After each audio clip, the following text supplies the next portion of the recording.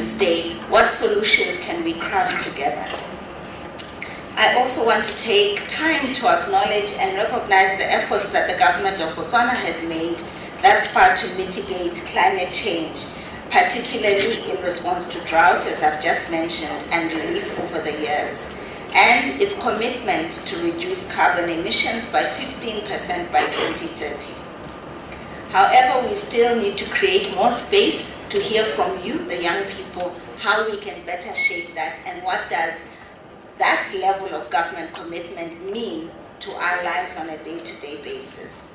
So if I make reference to the United Nations Convention on the Rights of the Child, it states that every child has the right to a clean and healthy environment. It further states that children should be taken seriously by adults and have a say on issues related to climate change and the environment. Importantly, it also acknowledges that governments should involve children when making decisions about the environment and climate change.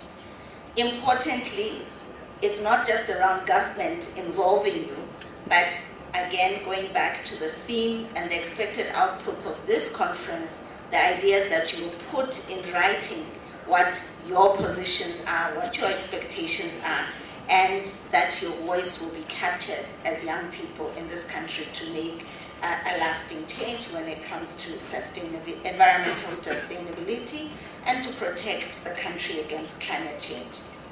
I unfortunately will not be with you throughout the time that you're here, but I am absolutely very keen and enthusiastic to hear what your recommendations will be by tomorrow and to read them. And I think we also need to be holding government responsible for responding to some of your suggestions and recommendations. So mine is to wish you a very fruitful 2 days and all the best.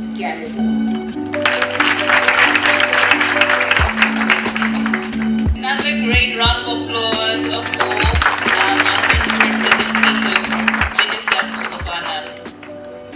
And as she put it rightfully, it's partnership matters. That's one thing that I picked up. And as young people in different spaces, in this room as well, we need to recognize the networks of people that we are part of, right?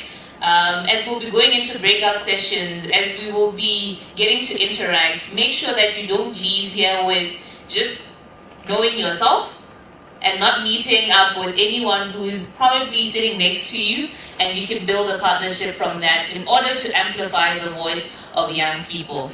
And also to come up with solutions, because more spaces to hear what young people want to bring forth is still to be opened up, and we need to always be ready so that when these opportunities do show up, we are ready to take up the position and share our perspectives, right?